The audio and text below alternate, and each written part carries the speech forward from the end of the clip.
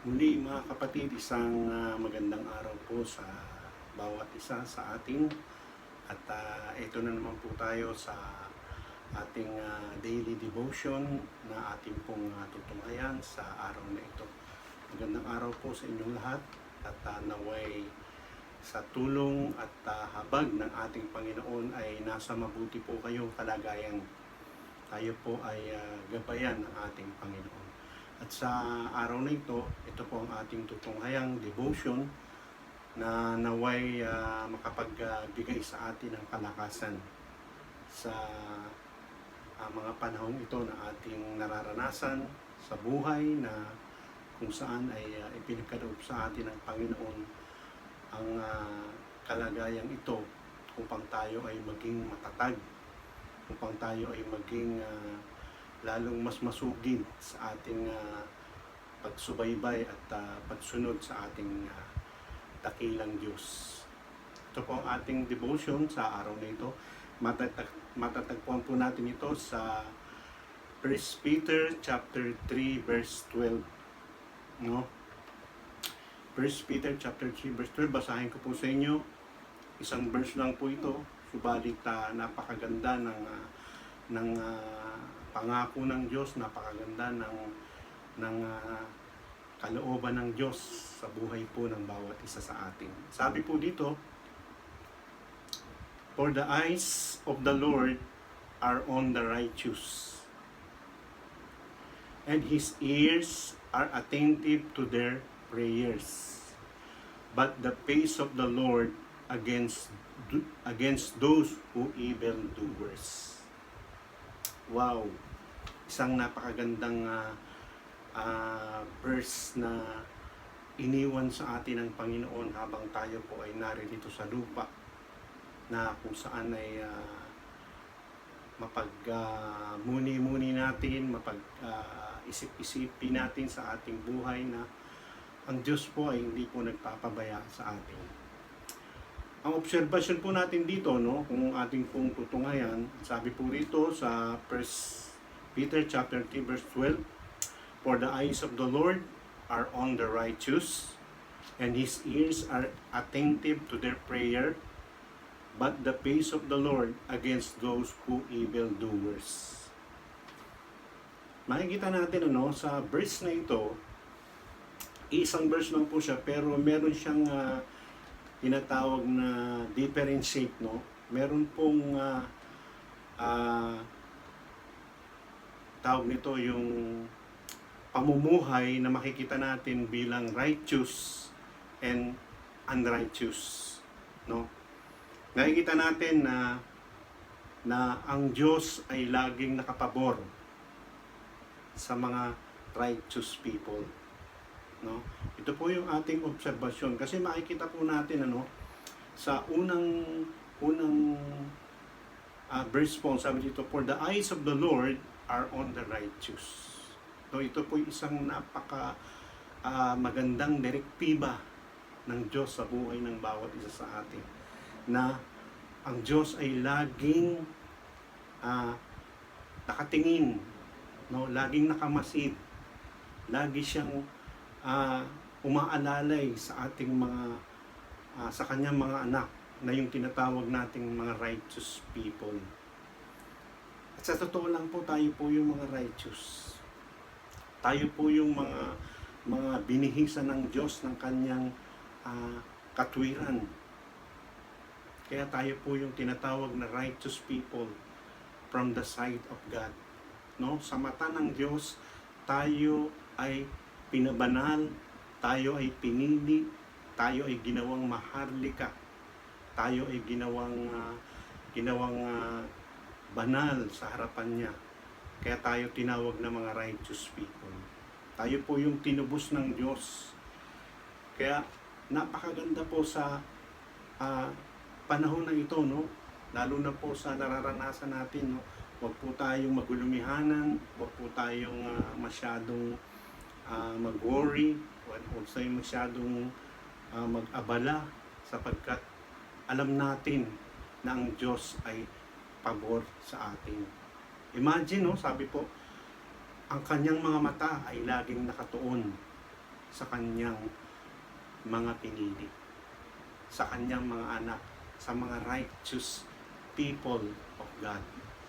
Tayo po yung tinaguri ang righteous na mayroong katuwiran sa harapan ng ating Panginoon. Isa po yan. At yung pangalawa po, no, and His ears are attentive to our prayers. Wow! Napakalaking pribilehiyo, napakalaking oportunidad na ipinagkaloob sa atin ng Diyos ang ganitong klase ng atensyon. No, yung kanyang mga mata lagi nakatuon sa atin at higit pa sa lahat, yung ating mga dalangin ay laging maasikaso ang ating Panginoon pagdating sa ating mga prayer. No? Tandaan po natin, ang sabi ron, the prayer of a righteous avail as much. Ang panalangin po ng mga taong matuwid, ang panalangin po ng mga taong may katuwiran sa harapan ng Diyos ay tinutugon ng ating Panginoon. Wow! Napakagandang kalakasan po ito, lalong-lalo na po sa panahon natin ngayon. Panahon ng pangailangan, panahon ng pandemic, panahon ng kung anumang klaseng panahon yung ating nararanasan ngayon. But praise God, laging tapat ang Diyos sa kanyang mga anak. Tandaan po natin yan, no?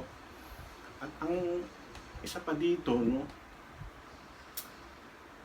ang sabi po rito sa pangatlo, but the face of the Lord against those who evildoers.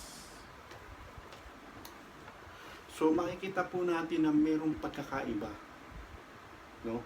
Yung mukha ng Diyos ay nakapaling po ito, nakatalikod po ito dun sa mga taong gumagawa ng kasamaan. Yung mga unrighteous people, yung mga taong walang panahon sa Diyos. Ang mukha ng Diyos ay nakatalikod sa kanila. Hindi man natin ito nais, hindi man natin gusto, pero ito ang sinabi ng Panginoon. Para doon sa mga righteous, meron siyang pangako. Para doon sa mga taong gumagawa ng kasamaan, nakatalikod ang kanyang mukha. Kaya mga magulang at kapatid, sa pamamagitan ng devotion na ito sa araw-araw nating pakikinig, magpasalamat tayo sa Panginoon sapagkat pinili niya tayo. We are one who lives in His righteousness. Tayo ay kabilang doon sa mga pinabanal ng ating Panginoon. Imagine, isipin niyo po laging nakatuon ang mata ng Diyos sa atin.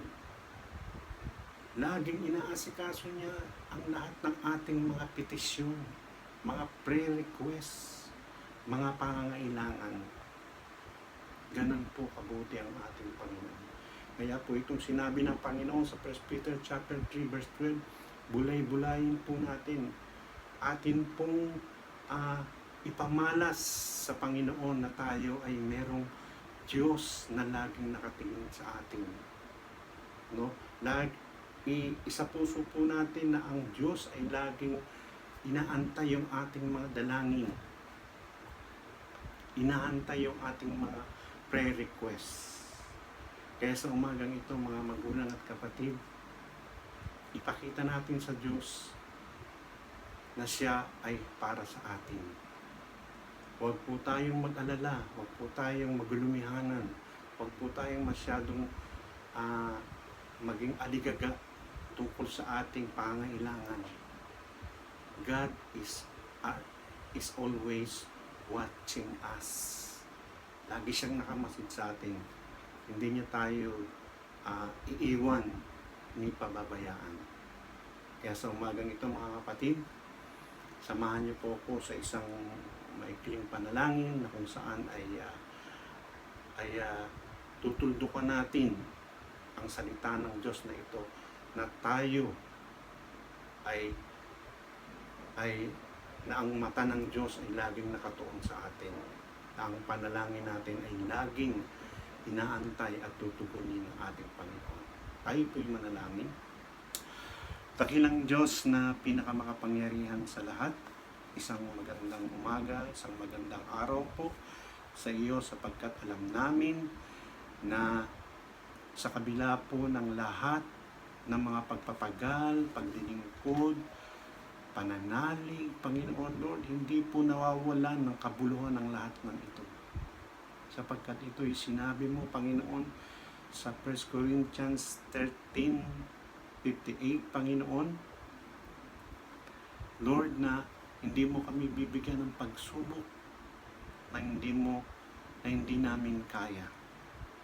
Kaya Panginoon, sa umagang ito, sa araw na ito, Lord, dalangin po namin na patuloy mo kaming bigyan ng kalakasan sa pamamagitan ng iyong mga salita. Lord, hayaan mo po na ang aming mga puso ay nakatuon lagi sa iyo sapagkat hindi mo inaalis ang iyong mga paningin sa amin. Lagi mo kaming tinutugon sa lahat ng aming mga panalangin at lagi mong inaasikaso ang lahat ng aming mga pangailangan. Panginoon, we lean on you. Wala kaming ibang sasandalan kundi ikaw. Lord, kung ano man ang mga panalangin, mga pangailangan ng mga kapatid sa araw na ito, Lord, tugunin mo po. Kung nais ng kagalingan, Panginoon, pagalingin mo ang mga may sakit sa oras na ito sa pangalan ni Jesus. Sa pangalan ni Jesus. Sapagkat kami ay righteous sa iyong harapan. Marami pong salamat, Panginoon. Ito pong aming dalangin sa pangalan ni Jesus. Amen. Amen. Thank you, Lord. Salamat po. Magandang araw po.